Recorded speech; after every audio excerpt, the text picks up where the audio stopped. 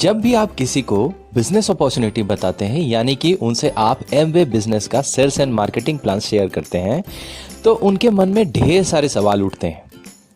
क्या मैं ये बिजनेस कर पाऊंगा? क्या यह बिजनेस चलता है? और क्या यह करने लायक है? ऐसे ढेरों सवाल उनके दिमाग में आते हैं। तब आप अपने बिजनेस प्लान के बारे में उनके उस डाउट को आप क्लियर कर सकते हैं और उसके बाद आप उन्हें अपने साथ बिजनेस में ला सकते हैं। ज़्यादातर लोग जिन्हें आप बिजनेस प्लान दिखाएंगे वे आपसे सवाल नहीं पूछेंगे। तब आपको उनके प्राइमरी मोटिवेटिंग फैक्टर्स को पहचानना है कि वे लाइफ में क्या ढूंढ रहे हैं और उन्हें चाहिए क्या। प्राइमरी मोटिवेटिंग फैक्टर्स की लिस्ट आप अपने साथ हमेशा रखिए और यह लिस्ट आप अपने प्रॉस्पेक्ट को दिखाइए और उनसे आप पूछिए कि क्या आप जानते हैं कि लोग नेटवर्किंग बिजनेस क्यों शुरू करना चाहते हैं। और अगर उनका जवाब है नो, तब बात आप आगे बढ़ाइए और उसके बाद आप कह सकते हैं कि लीजिए मैं आपको बता देता हूं।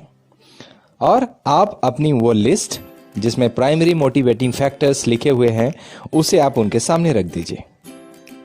इसमें आप बताइए कि लोग एक्स्ट्रा इनकम के लिए, फाइनेंशियल फ्रीडम के लिए, खुद का एक बिजनेस बनाने के लिए, एक्स्ट्रा टाइम के लिए, या पर्सनालिटी डेवलपमेंट के लिए, या चैरिटी करने के लिए, या नए नए लोगों से मेल जोल बढ़ाने के लिए, या अर्ली रिटायरमेंट के लिए, या फिर एक जायदाद छोड़ने यानी कि लेगेसी के लिए इस बिजनेस को शुरू करते हैं। जब यह लिस्ट लोगों के सामने आती है तो उनके दिमाग ओपन हो जाते हैं और वो सोचने को मजबूर हो जाते हैं कि वाकई में क्या इस बिजनेस से ये जितनी चीजें बताई जा रही हैं वो पॉसिबल है। फिर उसके बाद आपको सॉलिड कुछ क्वेश्चंस पूछने हैं। पहला कि इसमें आपकी पहली प्रायोरिटी क्या है। और जब वो अपनी प्रायोरिटी सेट कर लेते हैं, वो बता देते हैं कि हाँ मुझे एक्स्ट्रा इनकम चाहिए, या फिनेंशियल फ्रीडम चाहिए, या मैं खुद का बिजनेस चाहता हूँ, या मुझे एक्स्ट्रा टाइम चाहिए, या जो भी जो आपकी उस लिस्ट में लिखी हुई है। फिर अगला क्वेश्चन आपको उनसे ये पूछना है कि ये बताइए आपने इसी को क्यों चुना। फिर वे अपना जवाब देंगे। उसके बाद अगला क्वेश्चन आपको पूछना है कि यह आपके लिए इम्पोर्टेंट क्यों है।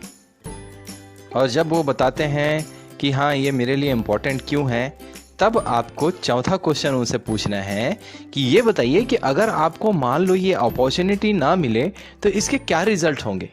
तो वे आपको फिर से बताएंगे कि हाँ मेरी परेशानी तो दूर नहीं होगी, या जो भी।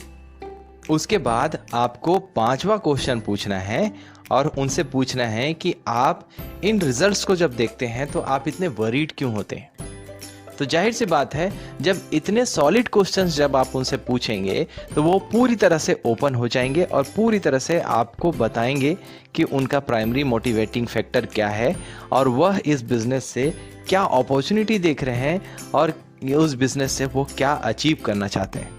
तो फ्रेंड्स, इस तरह आप लोगों के डाउट्स क्लियर कर सकते हैं और इस तरह आप